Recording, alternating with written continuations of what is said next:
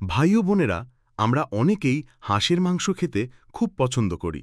গ্রামে শহরে অনেক জায়গায় হাঁসের মাংস এক ধরনের বিশেষ খাবার হিসাবে ধরা হয়। কিন্তু জানেন কি, অতিরিক্ত হাঁসের মাংস খাওয়া স্বাস্থ্যের জন্য ক্ষতিকর হতে পারে। প্রথমত, হাঁসের মাংসে চর্বির পরিমাণ অনেক বেশি। বিশেষ করে এর চামড়ার নিচে মোটা স্তরের চর্বি জমে থাকে।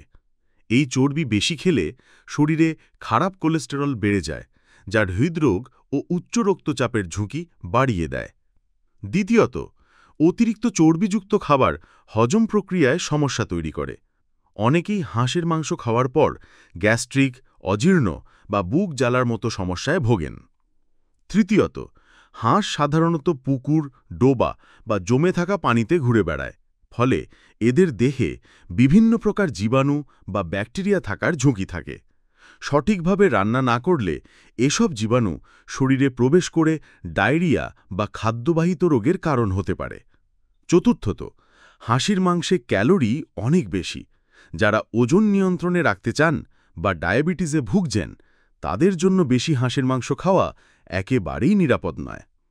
তবে মনে রাখবেন, হাঁসের মাংস পুরোপুরি খারাপ নয়।